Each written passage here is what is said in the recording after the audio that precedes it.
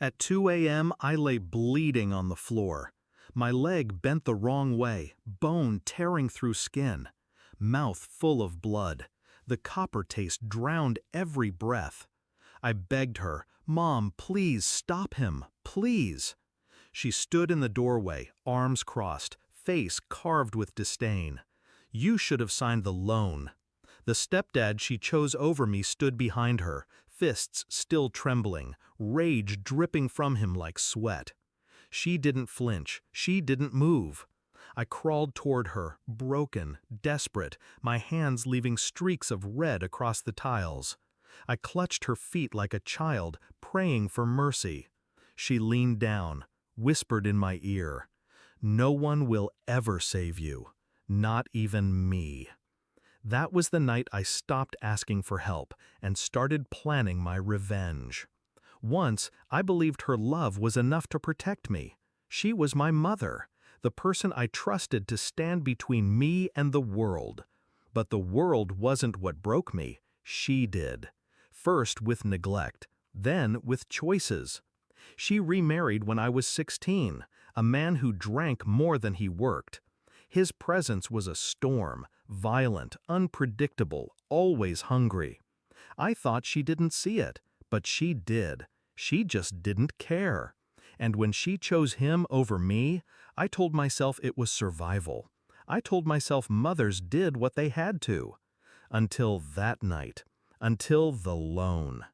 The truth came in fragments, a half-heard conversation, a bill in my name I never signed. Her whisper on the phone, "He'll sign it eventually, he has no choice." They had already forged my signature on small things, subscriptions, bills, debts. But this time it was bigger, a bank loan, hundreds of thousands. They wanted me to carry their failures. I said no. For the first time in years, I refused. And that refusal is what broke my leg. But it didn't break me. Pain sharpens you. It burns away illusion. While I healed in silence, I memorized everything. Their routines, their debts, their allies. The lies they told neighbors, friends, family, every detail cataloged. They thought I was finished, limping, useless, broken. What they didn't see was the calculation behind my silence. I didn't fight back that night because I wasn't planning to fight. I was planning to erase them. Revenge isn't chaos, it's patience. I started small, quiet. I built credit in my name, locked and sealed. I opened accounts they couldn't touch. I created a paper trail that separated me from them. Then I began collecting. Photos of his drinking, audio of their fights, bank statements proving fraud, screenshots of messages they thought I'd never see. Every piece stored in encrypted drives, duplicated, untouchable. And then came the allies. Not family, they were poisoned. Outsiders, lawyers, investigators. People who had no stake in my pain, but plenty of interest in my evidence. Piece by piece, I turned their empire of lies into a loaded gun. 3 years later, the storm broke. They called me back, pretending to reconcile. Dinner at their house, staged like a peace offering. But the papers were waiting. New loans, new debts, ready for my signature. They thought the crippled child they'd raised would fold. I didn't.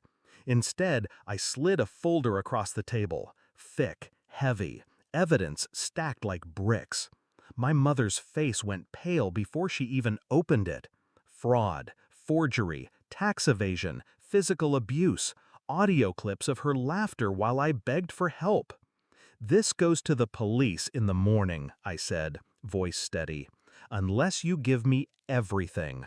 The house, the accounts, the cars, all of it." My stepdad's hand twitched toward violence, but I met his eyes, unflinching. "Try. Every second you waste, another file gets emailed." Because I'd set it up that way, automatic, scheduled, irreversible. They knew I wasn't bluffing. I watched them break. My mother's pride shattered first. She reached for excuses, then for sympathy, then for me.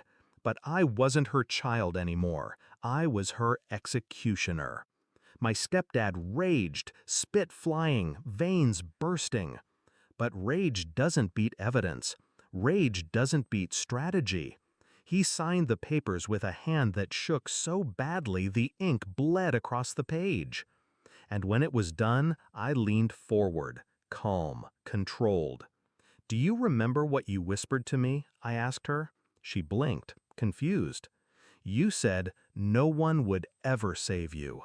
I let the silence stretch. "You were wrong. I saved myself." Her face crumpled.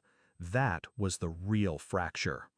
They live small now. No house, no cars, no status.